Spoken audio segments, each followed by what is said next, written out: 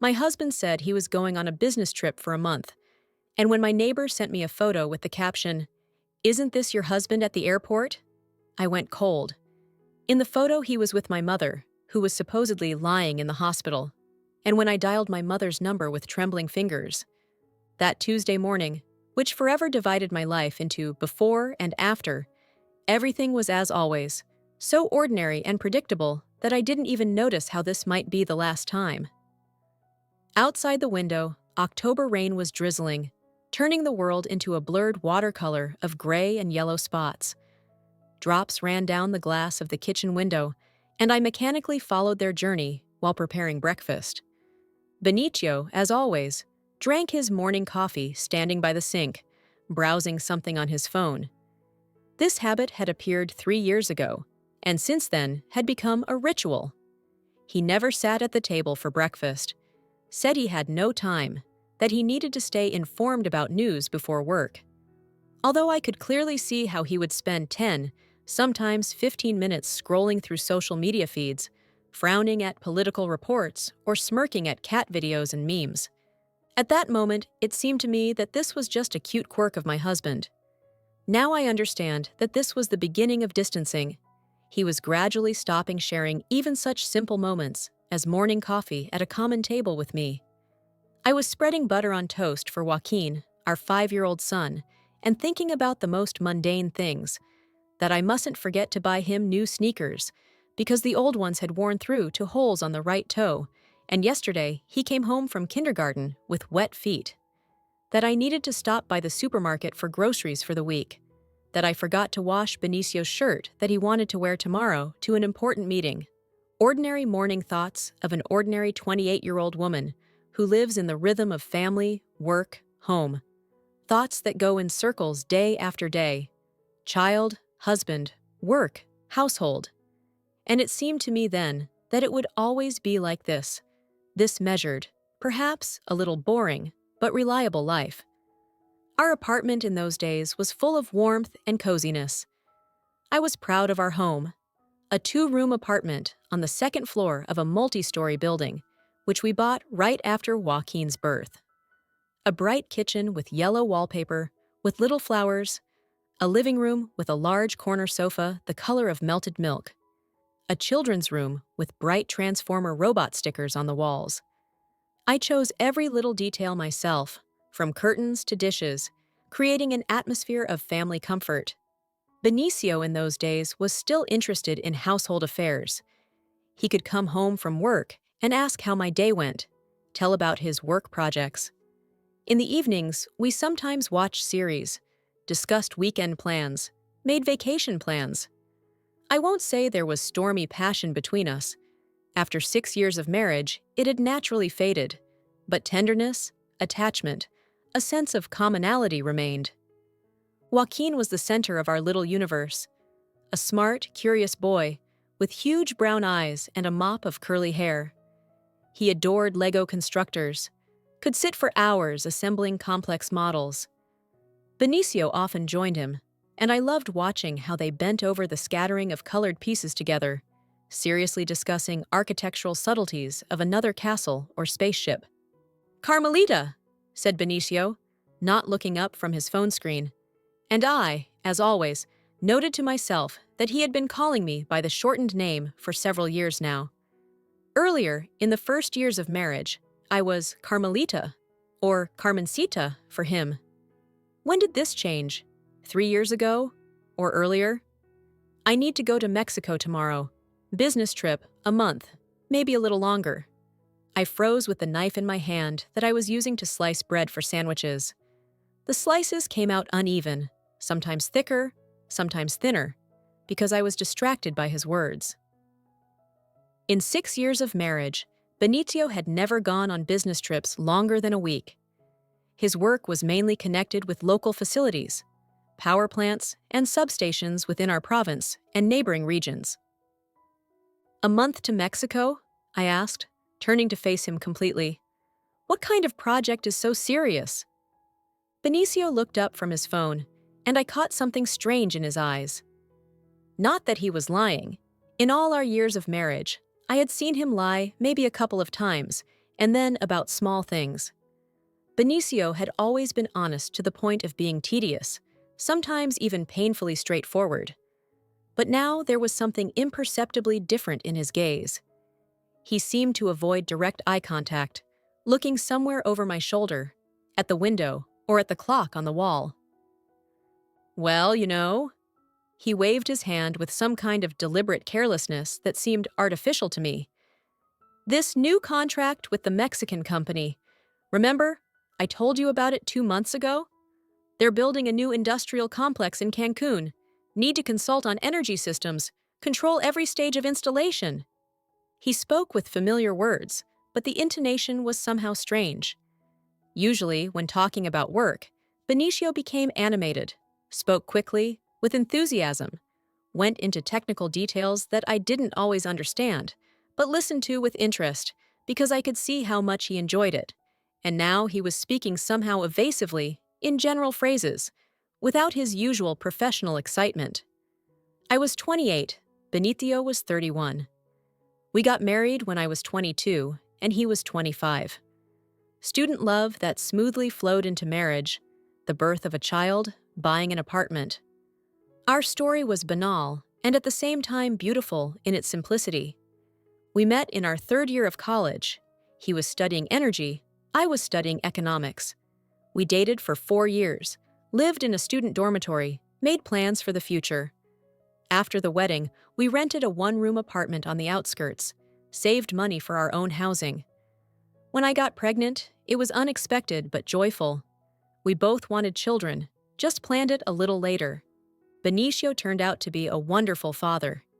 He got up at night to the crying baby, changed diapers, fed from a bottle when I didn't have enough milk. Then he taught Joaquin to walk, read him fairy tales, took him to kindergarten. Patient, caring, responsible. I was sure I had won the lottery of family life. In recent years, we had, of course, become more mundane, less romantic. Routine settled in, habits appeared, routine. But I considered this normal. The honeymoon can't last forever. The main thing was that we had mutual understanding, common goals, a strong family. Now I understand that something had changed in the last year. Benicio had become more withdrawn, often thought about something of his own. He came home from work silent, tired. He played with Joaquin less often, was less interested in household matters. I attributed this to work problems, to age-related changes. 30-year crisis, I thought. Life reassessment, search for new goals. It never occurred to me that the reason could be completely different. Outside the window, the bare branches of old trees that had been growing in the courtyard of our house since colonial times were rustling. Every autumn, janitors cleaned yellow leaves from the asphalt. Every spring, the first green buds appeared on the branches. The eternal cycle of seasons that created a sense of stability, immutability, ordinary, prosperous, somewhat monotonous life. And I was satisfied with this measured happiness without upheavals and surprises. The next morning, Benicio left as usual, kissed me on the top of my head, as he had done every morning for 6 years, said the familiar, "Take care of yourself and Joaquin," waved to his son from the car window. I stood on the balcony in a terry robe that he had given me for last New Year, white, with pink flowers, very cozy and warm. I watched his silver Toyota with my eyes until it disappeared around the turn at the traffic light. My heart felt somehow uneasy. Not anxious, not scary, but somehow empty. A month without a husband, alone with a 5-year-old child. This is really not easy, especially if something happens. And then, as if the universe heard my thoughts, the home phone rang. "Hello, Carmelitita." I heard a familiar cracked voice with characteristic hoarseness from many years of smoking. "It's Mama." Valeria didn't call very often, and not at a specific time. She could call in the morning, afternoon, or evening, as the mood suggested. Usually once or twice a week, and almost always with some problems or complaints. Either bad test results, or blood pressure jumping, or upstairs neighbors flooding, or being rude at the clinic. In recent months, after Papa's death, the calls had become even more depressive. Continuous complaints about loneliness, poor health, the meaninglessness of further existence. "Why should I live if he's not here?" she often said, and I had to console her for a long time. This time the voice sounded especially weak, frightened and confused. "Mama, hello," I said, settling more comfortably on the kitchen chair. "How are things? How are you feeling?" "Oh, Carmelitita." The voice trembled either from tears or from excitement. "Things are bad. I'm lying in the hospital. Yesterday evening I had to call an ambulance. My heart seized so much that I thought, that's it. My end has come. Now I'm lying in cardiology. Doctors are examining me, but they're not really saying anything yet." My heart sank somewhere in the area of my stomach from sudden fear. Valeria was 52 years old, and after Papa's death a year ago, she had declined greatly, lost weight, aged, began complaining about loneliness and various ailments. But it hadn't reached a real hospital yet. Papa died a year ago from pancreatic cancer, a long, painful illness, months in the oncology dispensary, chemotherapy that didn't help. Valeria then didn't leave his bedside, cared for him selflessly, not sparing herself. After the funeral, she seemed to break, stopped taking care of herself, lost 20 kilograms, often cried, complained that life had lost meaning. Benicio in those days was simply salvation. He regularly went to my parents, first helped with hospital matters, drove Papa to procedures. After death, he continued to visit Valeria, helped with everyday problems. I was immensely grateful to him for this support. "Mama, what exactly happened?" I asked, already mentally planning how I would get to her at the hospital. "Tell me in detail." "Oh, it was very scary," Mama sobbed. "Yesterday from morning, I had a headache, but I thought, the weather is changing, atmospheric pressure. By noon, it got worse. By evening, it was very bad. And at night, around 2 o'clock, it stabbed in my chest, as if slashed with a knife. It became hard to breathe, hands go numb, eyes darken. My God, Mama! Good thing neighbor Dolores heard. I fell in the corridor when I was trying to get to the phone. She has spare keys from when Papa was sick. She called the ambulance and opened the door. I was writing down the main points on a piece of paper. San Agustin Hospital, Cardiology Department, 3rd building, room 312. I wrote and thought about what to do now with work, with the child. Benicio left on a business trip. Joaquin is in kindergarten. I can't drop everything and go to Mama right now. And what exactly do the doctors say? Do they suspect a heart attack? Who knows what they think? The voice became even weaker and more pitiful. They took an EKG, took all kinds of blood and urine tests, put me in a room under observation. Tomorrow they'll do a heart ultrasound, maybe prescribe coronary angiography. The doctor says, at my age, anything is possible. Need to thoroughly check all vessels. After the conversation, I sat in the kitchen for a long time, looking out the window at the gray October sky. The leaves on the trees had already yellowed and were falling, creating a yellow-brown carpet on the asphalt. Valeria lived in Rosario. It's about 2.5 hours by bus, or an hour and a half to 2 hours by car. In the last year, especially after Papa's funeral, I tried to visit her more often, called every other day, brought food and medicine, sometimes stayed for weekends, helped with housework. But in recent months, it worked out less and less. Work became more stressful. There were more things to do at home, too. And now, here. She's lying alone in a hospital room, scared and helpless. And I'm here, far away. And my husband went on a business trip. I tried to call Benicio, but his phone was unavailable, apparently already on the plane. I wrote an SMS. Valeria is in the hospital with her heart.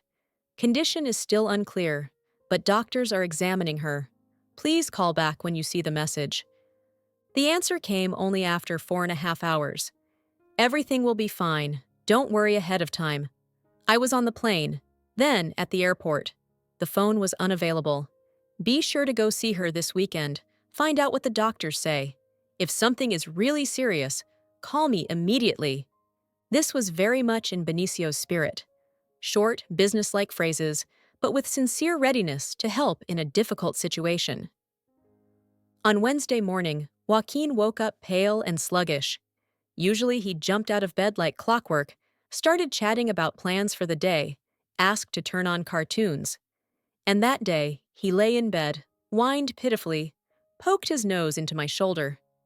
"Mommy," he whined, "my head hurts and my throat feels unpleasant. Can I not go to kindergarten tomorrow? What's wrong with your throat?" I worried, feeling his forehead.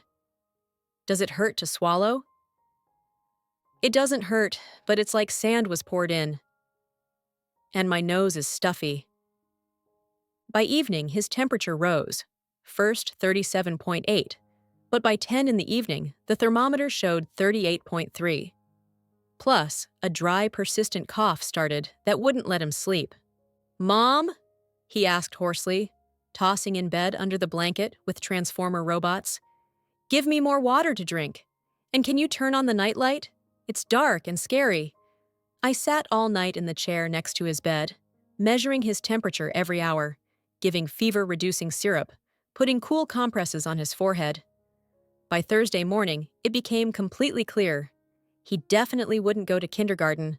I needed to call the district pediatrician. Dr. Serrano, an elderly woman with tired, kind eyes, came around 11 in the morning. She listened to Joaquin with a stethoscope, looked at his throat, felt his lymph nodes. "Arvy, the most ordinary," she pronounced her verdict. "There's probably an epidemic started in kindergarten. It's just the season now. Nothing scary, but need bed rest for about 5 days." I had to call work and ask for sick leave to care for the child. Good thing we have an understanding boss. He's a father of 2 children himself. The next 2 days, I practically didn't leave Joaquin's bed. I read him fairy tales, put mustard plasters, cooked broth with homemade noodles. The only thing he agreed to eat. And I thought about how hard it is alone with a sick child. Usually, Benicio helped in such situations. He could sit with his son for a couple of hours while I ran to the pharmacy for medicine or go get everything necessary himself. He could replace me on night shifts by the sickbed. And now everything is on me alone. These days, I especially acutely felt the need for my husband's support. In the evenings, putting Joaquin to bed, I understood that I missed Benicio terribly. His presence nearby, the opportunity to shift part of the worries to his shoulders. Benicio called every day at approximately the same time, between 7:30 and 8 in the evening. He talked about his Mexican everyday life in the same tired, monotonous voice with which he usually retold the content of work meetings. "The heat in Mexico is unbearable, especially at the construction site," he complained. "Have to work early in the morning and late in the evening. Negotiations with Mexican contractors are dragging on because of the language barrier. The translator doesn't always accurately convey technical terms." "Must be difficult," I sympathized. "Very. Local builders turned out to be not very punctual, constantly late, and don't follow the schedule. Honestly, I'm already tired of this business trip. I want to go home, to normal life, to family." He asked about Joaquin in detail and thoroughly, advised proven medicines from our home pharmacy, suggested folk medicine recipes that he remembered from his grandmother. He sent greetings and wishes for speedy recovery. "And how is Valeria doing? Have you been to see her yet?" "I haven't been able to yet. Joaquin is sick. I can't leave him. But we call every day. I'm monitoring the situation. She says the doctors are satisfied with the results. The tests have improved." "Well, that's great. The main thing is that she's under medical supervision. And as soon as our patient gets better, definitely go personally. It's hard alone in the hospital. Moral support is very important." Even at a distance, he remained a caring husband and attentive son-in-law. And it couldn't occur to me that all this care was deception. By Friday, Joaquin really felt noticeably better. The temperature dropped to 37.2 and stayed stable. The cough became softer. Appetite appeared. He could already sit in bed, play on the tablet, ask me to read him adventure books. Valeria called every day, and with each call, her voice sounded more confident and cheerful. Complaints became more familiar and less tragic. "They say the dynamics are good, stable." she reported in Friday's call. Blood tests have practically returned to normal. The EKG has become significantly better. Blood pressure is holding normal. So the crisis is over? It seems so. The doctor said that if tomorrow's tests are just as good, then on Monday they might release me home. True, with a bunch of recommendations and prescriptions. That's wonderful. I was so worried about you. Yes, I was terrified. I thought, that's it, I'm done for. But thank God, it worked out. I promised to come Saturday from early morning, bring homemade food and clean clothes, just sit nearby, talk heart to heart. On Friday evening, when I finally put Joaquin to bed after 2 fairy tales and 3 glasses of warm milk with honey, sat in my favorite chair in front of the TV with a cup of coffee, a message came to my phone. Sender, Isabelita Morelos, our neighbor from the 5th floor. We lived on the 2nd, she on the 5th, in the same entrance. Isabelita worked as a manager in a large travel agency, often went on business trips and vacations. We communicated pleasantly, but not very closely, sometimes met in the elevator or by the entrance, exchanged a couple of phrases about weather, children, repairs. She was one of those energetic women who are always aware of all news and events. She knew who divorced when, who bought a new car, who changed jobs. Not a gossip in the bad sense of the word, but just a very sociable and observant person. The message was short. Carmelita, isn't this your husband at the airport? And an attached photo. When I opened the image, my heart sank somewhere in the area of my stomach, and then began beating so fast and loudly that I heard its beating in my own ears. Blood rushed to my face, then sharply drained away, and I felt a chill between my shoulder blades. In the not very clear photograph, obviously taken secretly on a phone, I unmistakably recognized Benicio. A tall, broad-shouldered silhouette with a characteristic, slightly stooped gait, dark hair, that same dark blue Columbia jacket, with a logo on the chest. He stood in a spacious, brightly lit airport hall. Judging by the information board and general interior, this was Ezeiza Airport. Next to him, slightly ahead, stood a woman in a light coat. The woman was turned half-profile to the lens, and only the profile and back of her head with a neat hairstyle were visible, but this was more than enough. This was my mother. My hands trembled so hard that I almost dropped the phone on the floor. In my head began some terrible mess of fragmentary, contradictory thoughts that wouldn't form into a logical picture. Valeria is lying in the hospital with a heart attack. In San Agustin Hospital, cardiology department, room 312. Benicio is working in Mexico on an energy project, living in a hotel by the sea. But in the photo they are together, at the airport, and apparently going to fly somewhere. I zoomed in on the image, peered at every detail, hoping to find something that would refute the obvious. Maybe it's not them. Maybe Isabelita was mistaken. But the more carefully I looked at the picture, the more obvious it became. This was definitely Benicio and Valeria. Moreover, Mama looked not at all like a seriously ill cardiology patient. She stood straight, without any support, held a travel bag. With shaking fingers, I dialed Isabelita's number. Isabelita, hi, this is Carmelita from the 2nd floor. Where did you take this photo? When was this? Carmelita, hi. I could hear notes of curiosity and slight concern in Isabelita's voice. I was seeing Rodrigo off on vacation today. He has a flight to Cancun at 7 in the evening. I'm standing in the waiting hall, waiting for him to go through check-in. It's just boring to stand there. And I see familiar faces, I think. Yes, these are our neighbors. But something strange, some kind of wrong picture. I decided to photograph it to figure it out later. Isabelita, are you absolutely sure this was exactly today? Well, of course. Just about 3 hours ago. They were just heading to the check-in counters, holding tickets in their hands. I even thought, wow, where are Carmelita and her mom going? And then I saw that Benicio was there too, next to them. And it seemed very strange to me. Strange in what sense? Well, she paused, choosing words. I don't know how to explain it more precisely. They were behaving somehow not as a son-in-law and mother-in-law usually behave. More closely somehow, intimately. What do you mean?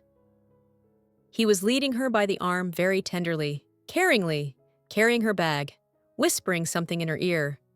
She was smiling, nodding, very attentive to her, affectionate, and she was reaching toward him, like a woman reaches toward a man, you understand? I understand. I even thought for a second. Isabelita stopped. What did you think? It's probably nonsense. I just for a moment thought, they look like a couple, like a man and woman going on a romantic trip together.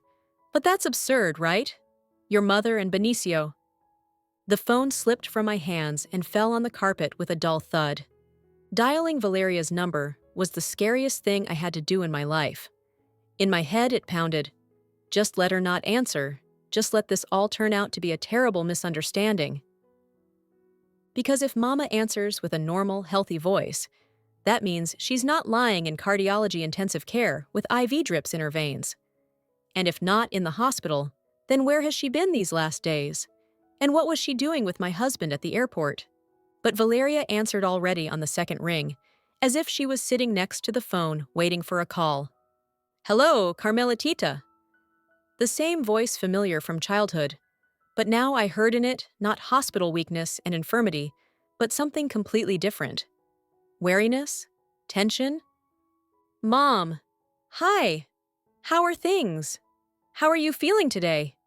Getting better little by little, thank God, she answered, and the familiar hospital intonation, weak and suffering, really sounded in her voice. Today they did a control EKG. The doctor says the improvements are very noticeable. I closed my eyes, trying to cope with the approaching nausea. Mom, where are you located right now, at this very moment? A pause. Very short, maybe half a second, but for me it sounded like eternity. In this pause was everything: guilt, fear, an attempt to figure out what to answer. What do you mean, where? In my room, of course, Valeria answered with slight bewilderment in her voice. What happened, Carmelitita? You're talking somehow strangely. Your voice sounds worried. Which room exactly, Mom? Remind me of the number. Well, in mine, 312, Cardiology Department, 3rd building. I told you from the very beginning. Mom! I took a full breath. My neighbor Isabelita sent me a photo. You were at Iziza Airport today, with Benicio. Silence. Long, thick, deafening silence, in which only the rapid beating of my heart was audible, and somewhere far outside the window, the sound of a passing car. Mom? Mama, can you hear me? Are you there? Carmelitita! The voice changed instantly and dramatically, became completely different, lively, energetic, without any hospital infirmity. Carmelitita, my dear, I wanted to tell you earlier, but didn't know how to approach this conversation. We didn't want you to get upset and worry. Tell me what? That you and my husband are flying somewhere, and you've been lying to me about hospitals and heart attacks for a week. We didn't want to deceive anyone. We just wanted some time to think everything over calmly, understand what to do next, how to better explain everything to you. We? This word burst out of me like a cry of physical pain. What does this damned W.E. mean, Mama? Who are we? Valeria began to cry. Quietly, pitifully, as middle-aged women cry, with sniffling, sobs, and lamentations. But now these tears didn't evoke a drop of sympathy in me. Carmelitita, my dear, my only one. She sobbed into the phone. We really didn't plan for it to happen this way. This happened by itself, against our will. We fought with this feeling, I swear to you, but couldn't do anything with ourselves. What happened by itself, Mom? We fell in love with each other, truly, with mature, serious love. This happened despite our desire. We didn't want this. Fell in love? I screamed into the phone so loudly that I broke my voice. My 52-year-old mother and my 31-year-old husband fell in love with each other? Carmelitita, you're shouting. Don't be so loud. And what about Papa, Mama? What about Papa, who lived with you for 25 years? Who was dying of cancer just last year, and you sat by his bed and swore you would love him forever? Don't talk about Papa. The voice suddenly became hard and irritated. He has nothing to do with this. This is completely different. Very much to do with it. Because you betrayed his bright memory. Because you're sleeping with your only daughter's husband. And lying to me for a whole week about hospitals. We just went on vacation. To Mexico, to Cancun. For 2 weeks. We wanted to be together. Calmly think everything over. Understand how to act correctly. How to better tell you about this. On vacation. My mother and my husband went on a romantic vacation, and they lied to me about business trips and heart attacks, to think about our common future. Carmelitita, you don't understand how complicated this is. How long has this been going on, Mom? How long have you been sleeping with my husband? A very long pause. I heard her heavy breathing, some sobs, sounds in the background. Then a very quiet, almost inaudible voice. 6 months. Exactly 6 months. 6 months. So it was from the end of spring, from the time when I sincerely rejoiced at what a caring husband I had, how touchingly he took care of his widowed mother-in-law. 6 months, I repeated slowly. And in all these months, you never once thought about me? About Joaquin? We thought every day. We suffered, agonized, didn't sleep at night. But what could we do with ourselves? Love is not electricity that can be turned on or off. Mom, don't call me anymore. Never. And don't try to meet with me or approach my son. You're dead to me. Carmelitita, I'm your own mother. No, you were my mother, but today you stopped being one forever. And I pressed the red button. Then I sat in the kitchen until dawn. First I cried, long, uncontrollably, sobbing like in distant childhood. I cried from pain, from humiliation, from a sense of complete helplessness in the face of betrayal. But then the tears dried up, and doubts began. The most terrible, soul-corroding doubts. I honestly tried to analyze our family relations over the last year. Yes, we had indeed grown apart from each other. Yes, romance and passion had left, giving way to habit and household duties. In the evenings, we almost didn't talk. He sat with a tablet, reading news. I was busy with housework. In bed, we slept with our backs to each other. Sex became rare and mechanical. What if this is really my fault? I thought at 3 a.m, looking at our wedding photos. What if I stopped being interesting to him as a woman? What if he really felt lonely in our cooled marriage? Maybe Valeria, after Papa's death, was really in despair? Maybe she desperately wanted to feel like a desired woman again? And Benicio was looking for understanding that he lacked at home. By 4 a.m, I had almost convinced myself that I needed to try to understand them, to forgive. For Joaquin's sake. For the sake of those 6 years we had lived together. People make mistakes. People are weak. But isn't it possible to give a second chance? But then I imagined them together, and disgust overwhelmed me again. To the situation itself. To how they had been deceiving me for months, looking me in the eyes. By morning, I understood. I don't know what I feel. Love and hatred, pity and anger. Everything mixed into one painful tangle. But one thing was clear. I can no longer live in a lie. I decided not to call Benicio immediately. I didn't want to hear his voice in a state of affect. I wrote briefly, urgently, call back. Very important family conversation. He called 47 minutes later. Carmelita, good morning. What happened? Is everything normal with Joaquin? How are things with your mother? How naturally and habitually he lies. Asking about Mama, knowing perfectly well where she is. Everything's fine with Joaquin, but very serious problems have arisen with our marriage. A pause. I could almost physically feel how he tensed up. What are you talking about, Carmelita? About the fact that I became aware of your romantic vacation in Mexican Cancun. With my mother. A long, thick silence. Then a heavy sigh.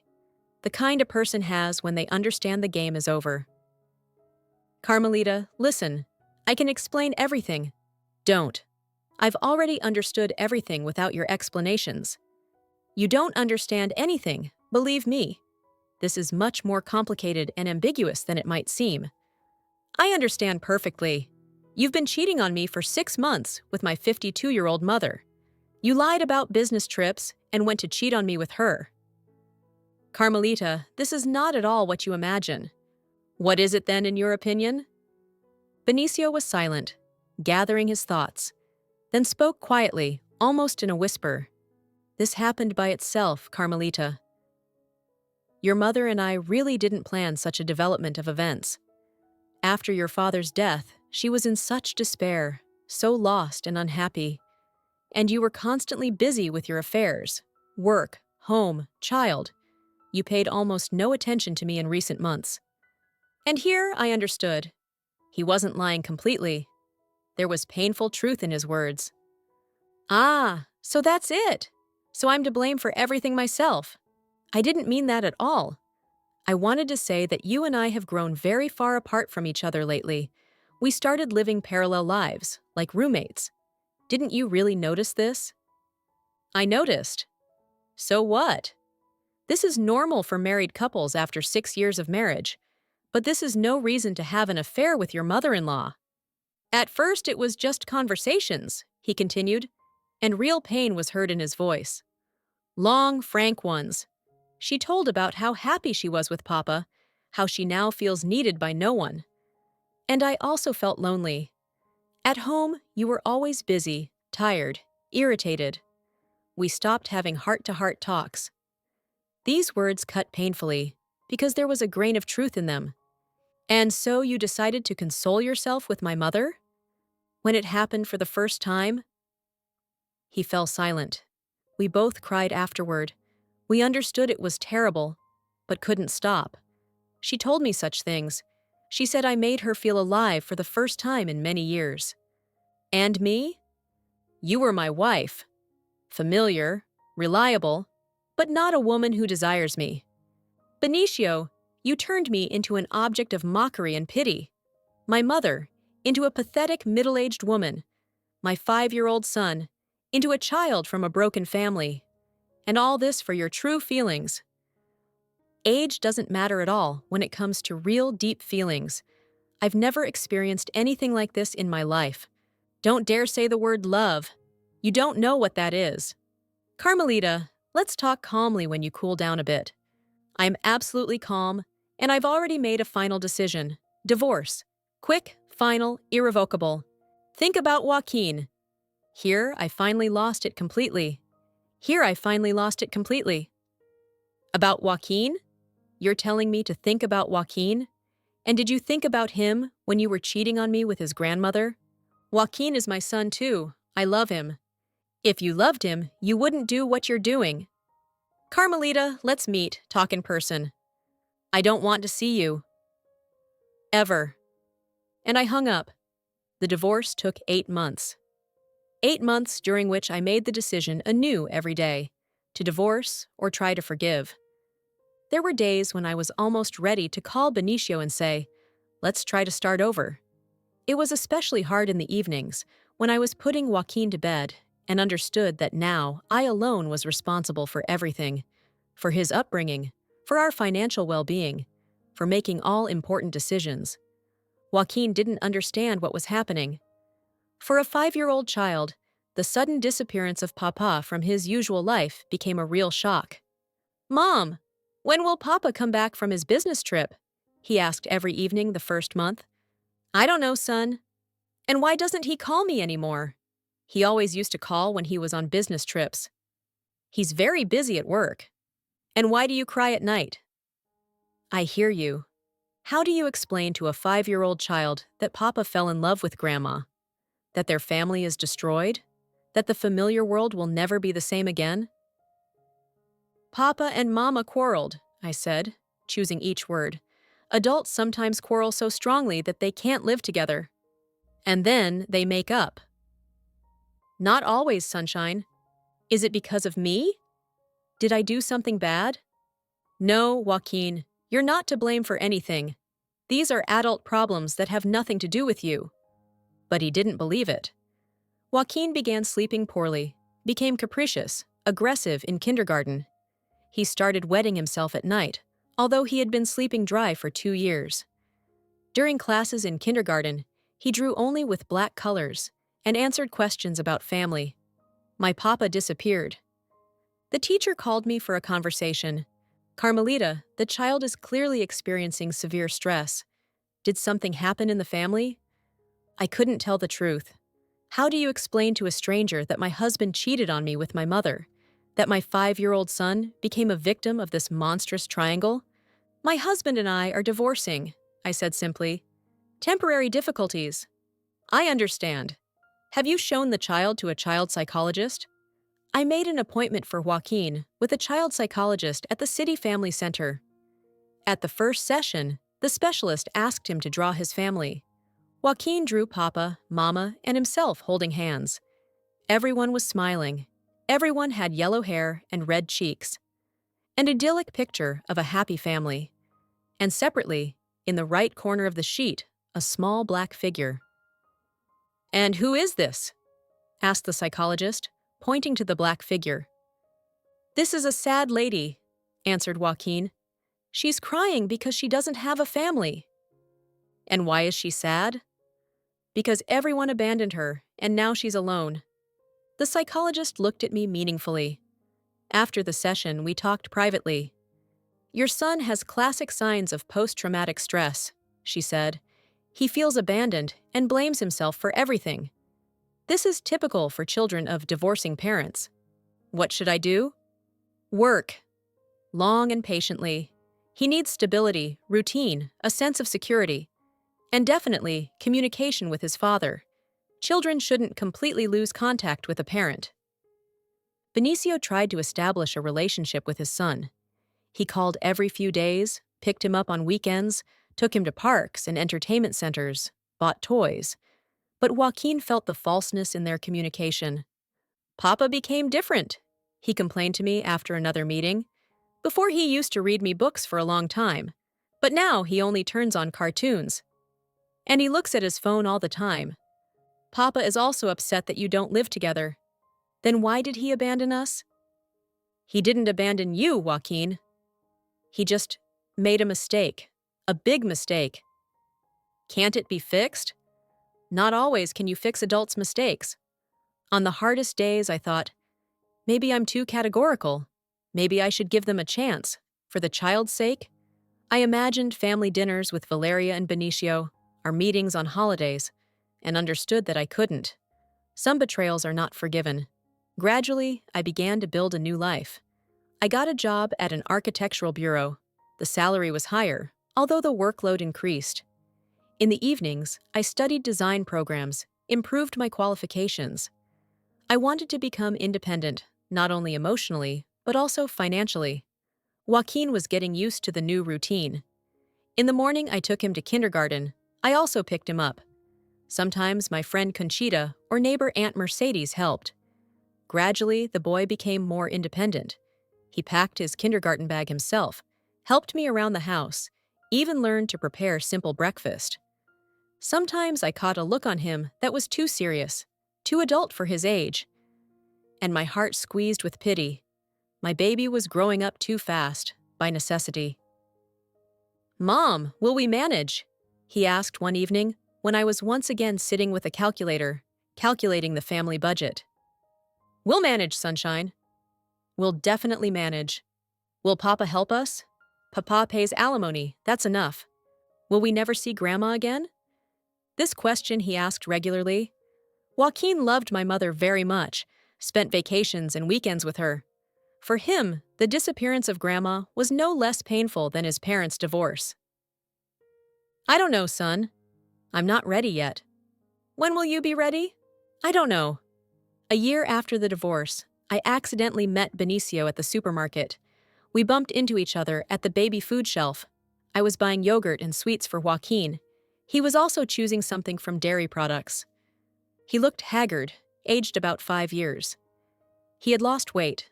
Noticeable wrinkles appeared around his eyes, gray hair at his temples. He was dressed more modestly than usual, a simple jacket instead of an expensive coat, jeans instead of a suit. "Hi, Carmelita." he said uncertainly. Hi! We talked for 5 minutes, politely, distantly, like old acquaintances who accidentally met after years. How are things? I asked out of politeness. Different. He avoided my gaze. I found a job, though the salary is less than before. I rent a smaller apartment. I live alone. And how is Valeria? He winced, and an expression of painful irritation appeared on his face. We don't communicate anymore. After our breakup, she called for several months, made scenes. I had to change my number. So your great love ended? Carmelita, don't. He looked really unhappy. I understand that I acted terribly. I think about it every day. But then it seemed to me that I had the right to happiness, that if you and I became strangers, then… He fell silent. Sounds stupid, doesn't it? I looked at him and felt neither anger nor pity, just tiredness and some sad surprise. How little remained of the person I once loved. Joaquin often asks about you, I said. I know. I try to be a good father, but I understand that I can't anymore after what I did. He paused. He doesn't trust me. We meet, and I feel that he keeps his distance from me. Children feel everything. And you, can you ever forgive me? I was silent for a long time, thinking about the answer. You know, Benicio, forgiveness is not something done on schedule. Maybe someday, but the wound is still too fresh. I understand. We parted, and I never accidentally met him again. But Aunt Fatima sometimes passed on news that he works as a taxi driver, that his health deteriorated, that he tried to restore relations with his ex-wife from his first marriage, but she didn't want to see him. With Valeria, things were more complicated. She didn't completely disappear from my life.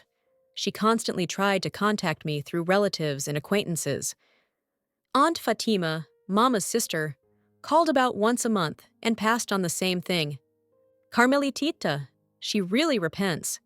She says not a day passes without regretting what happened.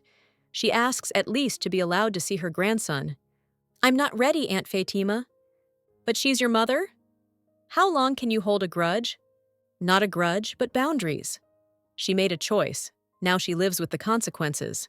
She's sick, Carmelitita. After all this story with Benicio, her health completely deteriorated. Thyroid, heart, blood pressure. She takes medicines by handfuls.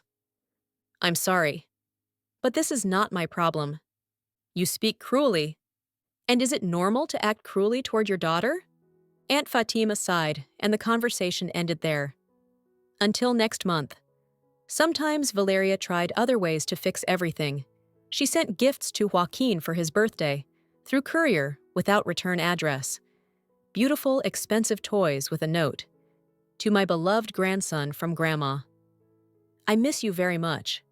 Joaquin found these packages and asked, Mom, is this really from Grandma? Yes. And why doesn't she come? I remember her. She's kind. Adults sometimes act in such a way that they can't meet afterward. Like Papa? Yes, like Papa. And I want to see her. I know, Sunshine. But it's impossible for now. Once Valeria tried to meet Joaquin near the kindergarten. I came to pick up my son and saw her across the street. She stood at the bus stop and looked at the playground. Aged, thin, with gray hair. In the same cream coat she wore in the airport photo. Joaquin didn't notice her. He was playing with friends in the sandbox. And I approached Mama. What are you doing here?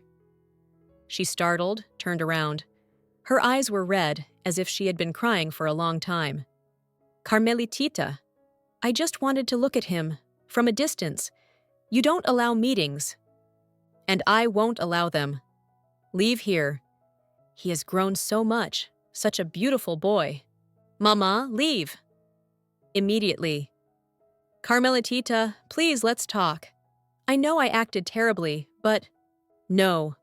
We've already said everything to each other. I repent every day. Do you understand? Every minute I think about what I lost. Benicio left me after 2 months, as soon as he realized he got involved with a hysterical woman. and I lost my daughter and grandson. That was your choice. I was in despair after father's death. I wasn't thinking clearly. Benicio was nearby. He understood my pain. Mama, stop. I don't want to hear this. Give me a chance to make amends. Give me the opportunity to be a grandmother to Joaquin. No? Why? I looked at her, at this pitiful, aged creature who was once my mother. And I understood that I felt neither anger nor pity, just emptiness. Because trust, once destroyed, cannot be restored. You chose him instead of me. Live with that choice. I turned around and went to Joaquin. Mama never appeared near the kindergarten again. Work at the architectural bureau turned out to be not only better paid, but also much more interesting than the previous one. I was involved in interior design of office spaces, cafes, private houses. Gradually, I got drawn in, began studying new programs, attending professional development courses. Colleagues were friendly and creative people. No one interfered in my personal life, didn't ask uncomfortable questions about divorce. For them, I was simply Carmelita, a talented designer and single mother who manages everything herself. But managing was really hard. A constant feeling of lack of time, money, energy. In the morning, get Joaquin up, get him ready for kindergarten, take him there, get to work. In the evening, pick him up, feed him, check how things went in kindergarten, play, put him to bed. On weekends, laundry, cleaning, shopping for groceries, visits to doctors. Joaquin gradually adapted, but the process was slow. The child psychologist said that time was needed. Children experience their parents' divorce sometimes for several years. The main thing is stability and predictability, she explained to me. The child should know that mama won't go anywhere, that there's routine, rules, traditions. I tried to create this stability. Every evening we read a book before bed, the same series about the adventures of Paddington Bear. On Saturdays, we made pancakes and watched cartoons. On Sundays, we went to the park, fed ducks, rode on swings. Mom, do we have our own family now? Asked Joaquin one morning at breakfast. Yes, sunshine. You and I are a family. And Papa? Papa lives separately, but he's also your family, just not with us. And Grandma? I don't know, Joaquin.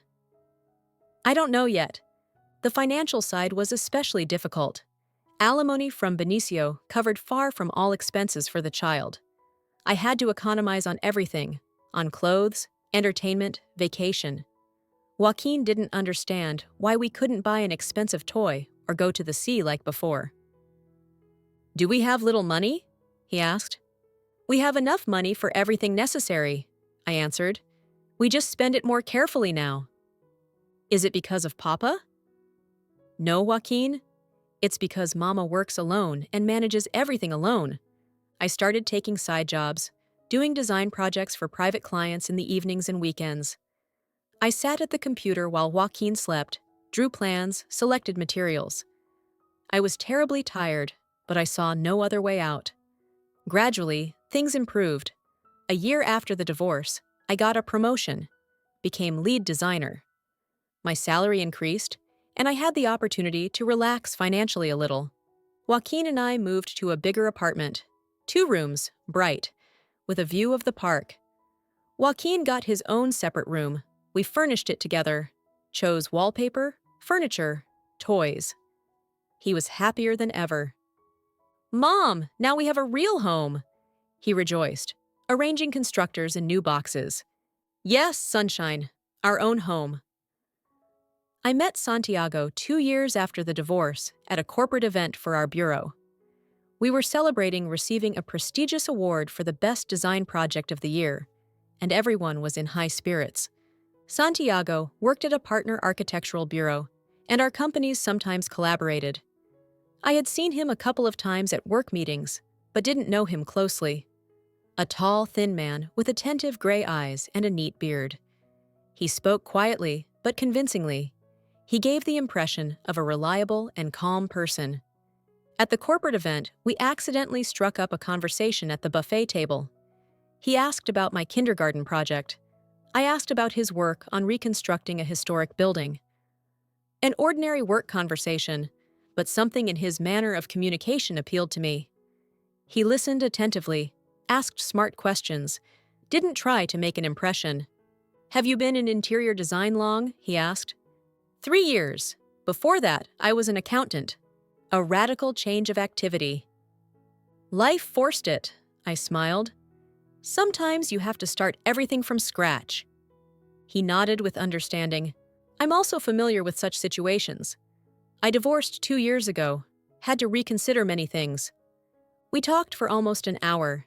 It turned out he has a 7-year-old daughter who lives with her mother but spends weekends with him. That he, like me, is learning to combine work and parental responsibilities. That he also went through a painful divorce and knows what it's like to build life anew. Maybe we could call each other sometime, he suggested at the end of the evening. Discuss possible options for collaboration between our firms. Of course, I agreed, understanding that collaboration had nothing to do with it. He called 3 days later and invited me for coffee. We met at a cozy coffee shop near my office, talked for 2 hours, and I understood that I liked this person. Smart, tactful, with a good sense of humor. He told stories interestingly, listened attentively, didn't try to seem better than he was. "How does your son feel about mama dating men?" he asked carefully. "She's not dating yet," I answered honestly. "You're the first I agreed to go on a date with after divorce." "And how does it feel?" "Strange. I got out of the habit of being just a woman, got used to being only a mother and worker." "I understand. I have a similar story." The second meeting took place a week later, then a third. We went to movies, theater, museums. We communicated easily and interestingly, but I felt internal tension. I couldn't relax completely, constantly analyzed his every word and action. "Are you afraid of me?" he asked after our 10th date, when I once again avoided closer communication. "I'm afraid to trust," I admitted, "afraid to believe that you won't deceive me."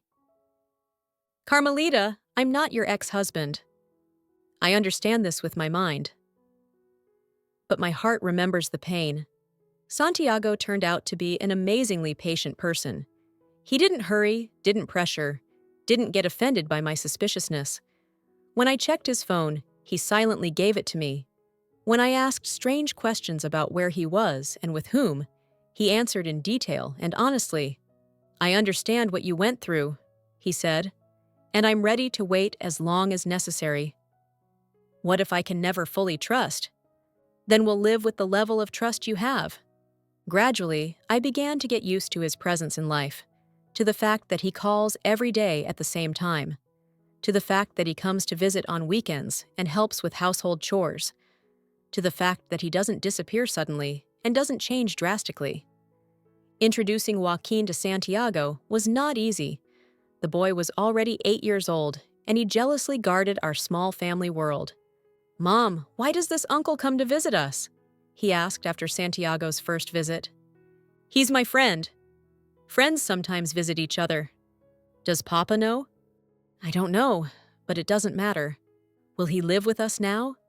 "No, Joaquin. He has his own apartment." Santiago behaved very delicately.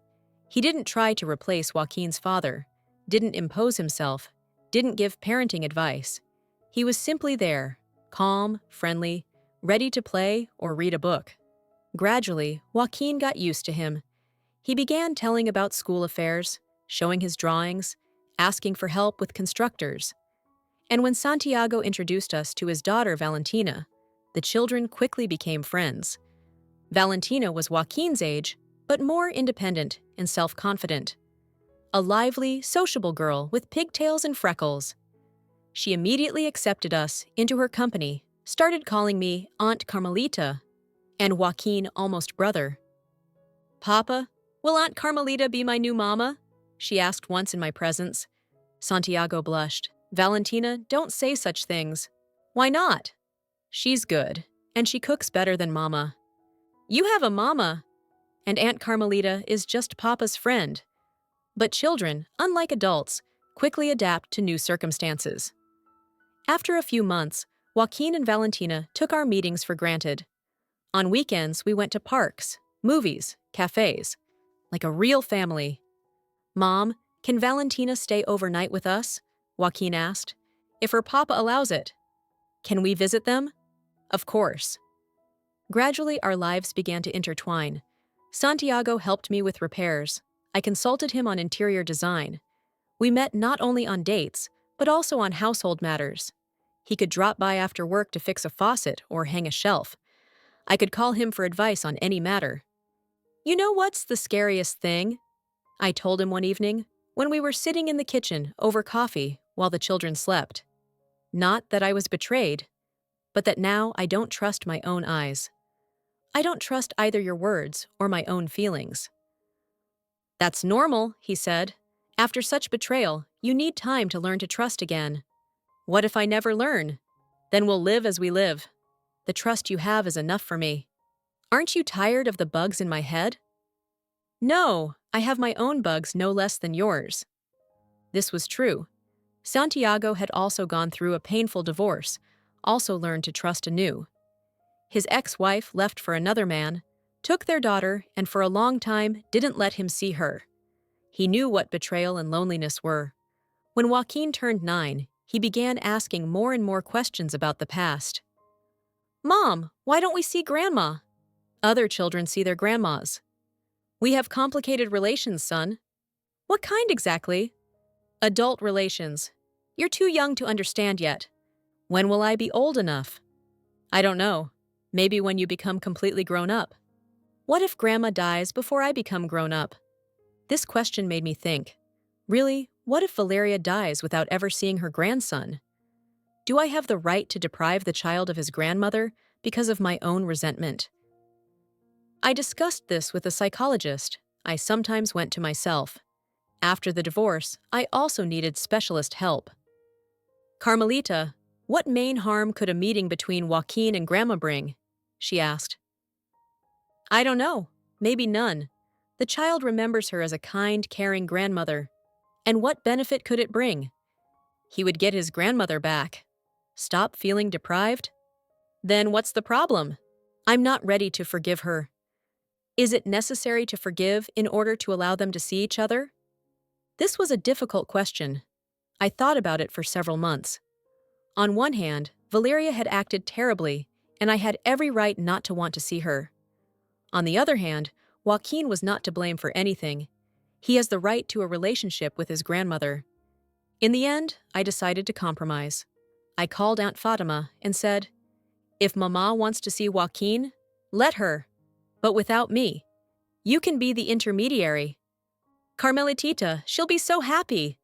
Let her be. But there are conditions. What are they? No talk about Papa and what happened between us. Joaquin shouldn't know the details. For him, Grandma and Mama simply quarreled for adult reasons. Of course. And no attempts to turn the child against me, or the meetings will stop forever. I understand. The first meeting between Joaquin and Valeria took place at Aunt Fatima's apartment. I brought my son, briefly greeted Mama, and left for 2 hours. When I returned, Joaquin was excited and happy. Mom, Grandma brought me so many gifts and baked a cake and showed me photos, how you were little. And how was it with her? Good. She got older, but she's still just as kind. Only sometimes she cried. Why did she cry? I don't know. She said she missed me. Valeria kept her word. She didn't try to sort out relations with me through the child. They met once a month, and Joaquin always returned satisfied. Will you and Grandma ever make up? He asked. I don't know, son. Maybe someday. What did she do? She betrayed me, deceived me in a very important matter. But shouldn't we forgive? We should forgive. But not everything can be forgiven immediately. Sometimes time is needed. How much time is needed? I don't know, Joaquin. However much is required. Santiago and I started living together 3 years after we met. This decision wasn't easy for me. The fear of making another mistake, of trusting the wrong person again, was too strong. What if you change? I asked him. What if in a year or two you get tired of our measured life? What if I don't change? He replied. What if I love you the same as now? How can I know that? No one can know anything for sure. You can only believe and try. We rented a 3-room apartment where there was space for everyone. For us, for Joaquin, for Valentina, who began spending not only weekends, but also vacations with us. The children took living together calmly. They were already used to our relationship. Household life was established gradually. We distributed responsibilities. Who cooks what? Who picks up children from school? Who helps with homework? Santiago turned out to be an excellent partner in household matters. He cooked no worse than me, loved to clean, patiently tinkered with children's crafts. "Mom, will Santiago be my new papa?" Joaquin asked once. "Do you want him to be your papa?" "I don't know. I already have a papa, but Santiago is good. He's interesting. He can be your friend, a very close friend who lives with us. Can I call him Papa Santiago? Ask him yourself." Santiago was touched by this request. He never tried to replace Joaquin's biological father, but gladly took on part of paternal functions, helped with homework, took him to clubs, taught him to ride a bicycle. Relations with his real father remained complicated for Joaquin. Benicio still picked up his son on weekends, but these meetings were formal, without emotional closeness. "Papa is somehow sad," Joaquin told me after another meeting, "and he apologizes all the time for something." "What does he apologize for?" "I don't know. He says he acted badly and is very sorry." I felt sorry for both Benicio and the child, but I couldn't change the situation. Time had destroyed the trust that once connected Joaquin with his father. But with Papa Santiago, the boy developed warm, trusting relations. They could spend hours building with constructors, discussing movies, playing computer games. Santiago was a patient and wise educator. He didn't shout, didn't punish, explained calmly. "Are you happy?" Joaquin, who had already turned 10, asked me one evening. "Yes, son." "Very happy." "And I'm happy too." "We have a good family." "Yes, good." "Did you forgive real Papa?" "I don't know. That's a complicated question." "And Grandma?" "I haven't forgiven Grandma yet either." "But I allowed you to meet with her." "Why didn't you forgive her?" "Because forgiveness is not just words. It's a feeling that should appear inside, and I don't have it yet." "But will it appear someday?" "Maybe." "I don't know." Joaquin nodded thoughtfully. At 10 years old, he already understood that relations between adults can be very complicated. 5 years have passed since that October day when my familiar world collapsed. I can't say that I've completely healed. Some wounds leave scars forever. But I've learned to live with this experience, not letting it control my life. Now I am a successful interior designer with my own small studio. I have regular clients, interesting projects, stable income in dollars. My work is published in professional magazines. Colleagues respect me. Clients recommend me to friends. Joaquin is 11 years old. He's in 6th grade. He's interested in programming and football. A smart, kind boy who has learned to cope with difficulties. He has many friends, good grades, plans for the future. Santiago and I plan to officially marry next spring. Not because someone needs it, but because we want to consolidate what we have. Our relationship has passed the test of time and everyday life. There isn't that stormy passion that existed in youth with Benicio, but there's something more valuable: trust, understanding, reliability. Benicio lives in a neighboring city, works at a small energy company. He meets with Joaquin once a month.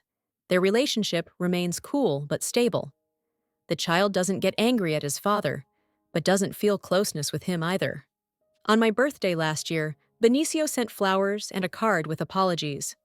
"I know I have no right to ask for forgiveness, but I want you to know I regret what I did every day," he wrote.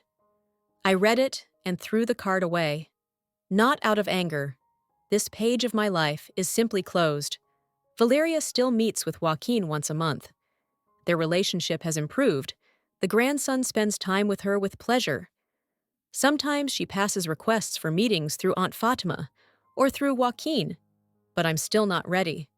Recently, Joaquin said, "Mom, Grandma has gotten very old, and she's sick often." I know. What if she dies and you still don't forgive her? Then I'll live with that. Won't you feel sorry? Maybe I will, but forgiveness can't be forced. It should come by itself. When will it come? I don't know, son. Possibly never. This is true. I don't know if I'll ever be able to forgive Valeria. Betrayal changed me forever, made me stronger, but also harder. It taught me to value honesty above all, to build boundaries, to protect myself and my loved ones. But most importantly, it taught me to distinguish true love from its imitation. Real love doesn't require deception, doesn't destroy others for itself, doesn't hide behind beautiful words covering baseness. And if someday Joaquin asks me what love is, I'll tell him exactly this. Love is when you don't need to lie to be happy, when you make another person better, not worse, and when you're ready to defend what you love, even if it's difficult. Sometimes I think that if Benicio and Valeria hadn't betrayed me, I would have continued living in that boring marriage, not realizing my potential, not finding true happiness. In some sense, their betrayal freed me. But this doesn't mean I'm grateful to them. They made their choice when they decided that their desires were more important than my feelings and my child's well-being. Now they live with the consequences of that choice, and I just live on. And with each day, I understand more and more. The strongest revenge on traitors is happiness. When you build a new life, more honest and bright than the previous one. When you learn to love and trust again, despite the wounds received. This is the real victory over betrayal, not the destruction of offenders, but your own rebirth. The ability to create new happiness from the fragments of a broken past. Mom, are you happy? Joaquin asked me recently. Yes, son. Truly happy. And I'm happy too. We have a good family. Yes, we have a good family. And this is true. We have honesty, trust, mutual support, everything that wasn't in that previous life. And this is more precious than any beautiful illusions. If you're enjoying it as well, leave a like and subscribe to the channel.